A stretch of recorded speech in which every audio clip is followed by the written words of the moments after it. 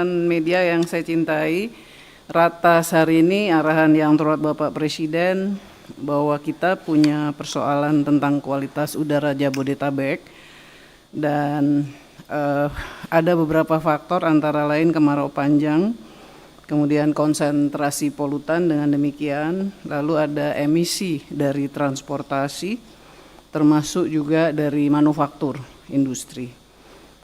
Presiden tadi menegaskan bahwa jangka pendek harus ada intervensi dan harus segera dilakukan.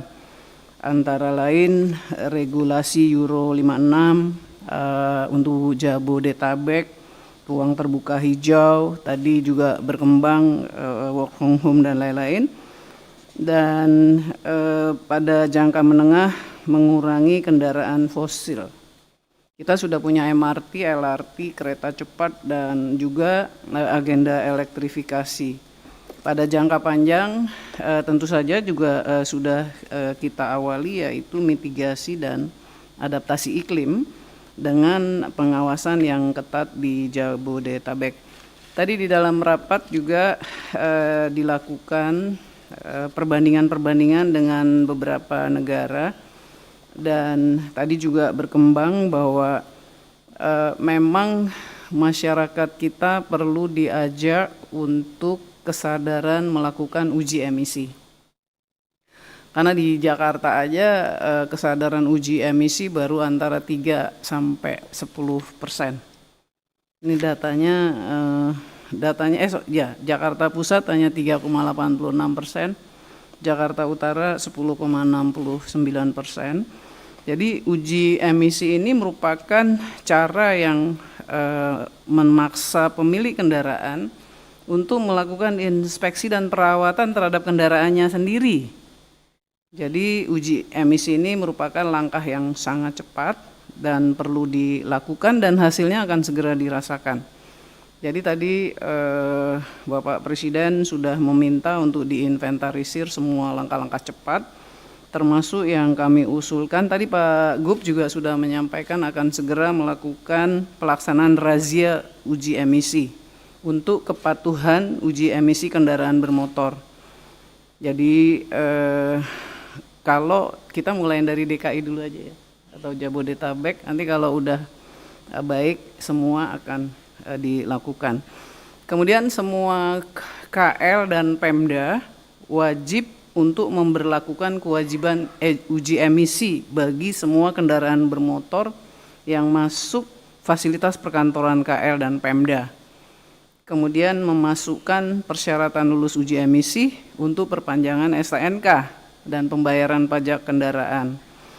Sebetulnya di dalam PP 22 tahun 2021 itu sudah ada langkah pasal 206 penyelenggaraan perlindungan lingkungan dan dipikirkan sudah disiapkan secara teknis pengenaan pajak pencemaran lingkungan. Jadi sekarang sudah dilakukan, BRIN dan KLHK sudah menyelesaikan formulanya, hanya memang perlu melakukan sosialisasi kepada uji publik karena menyangkut pajak gitu ya, agak lumayan juga soalnya angkanya. Kemudian memang kalau kita lihat terhadap kendaraan-kendaraan baru itu sudah ada aturan bahwa harus memenuhi standar Euro. Jadi Euro 4, Euro 5 itu sudah berjalan untuk kendaraan baru. Tapi persoalannya kan yang banyak kendaraan yang lama begitu, maka dilakukanlah pengaturan dengan baku mutu emisi kendaraan. Jadi diperketat, kemudian diuji emisinya. Kalau tidak memenuhi akan terkena pajak denda. Misalnya nih ya, lagi di exercise, kalau misalnya 2 kali terpaksa didenda, ya kendaraannya terpaksa dikeluarkan dari daftarnya Samsat begitu. Jadi ada langkah-langkah teknis yang sedang kita siapkan.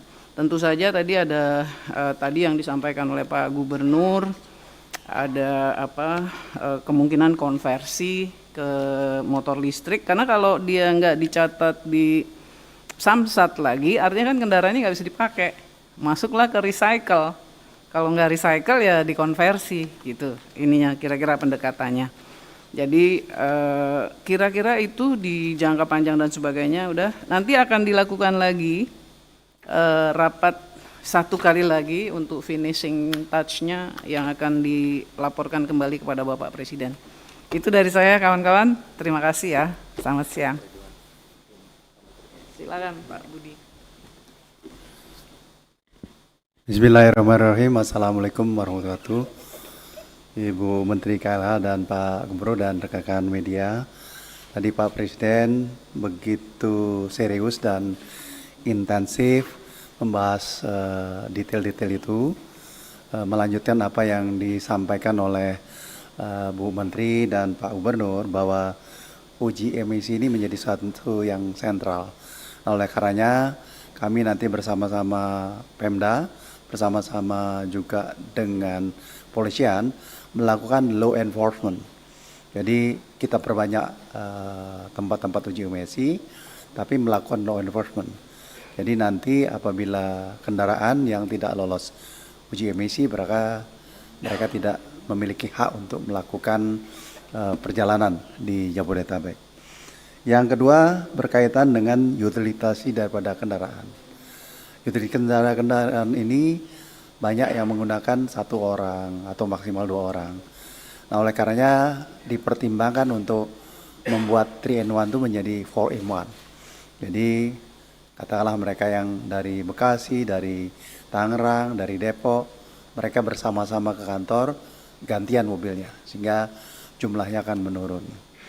Selanjutnya adalah kami minta kepada PLN untuk menambahi penyediaan SPKLU yang bisa digunakan, karena itu sebenarnya sudah ada pergubnya, supaya mereka yang membeli kendaraan listrik itu bisa mendapatkan itu. Lalu terakhir saya sampaikan penggunaan EV ini perlu intensif ya. Pak Gubernur sudah melakukan, kami sudah melakukan. Saya harapkan tidak saja instansi pemerintah tetapi swasta yang berdomisili di Jabodetabek mulai menggunakan EV ya, dari motor, dari mobil, bersamaan dengan yang lain.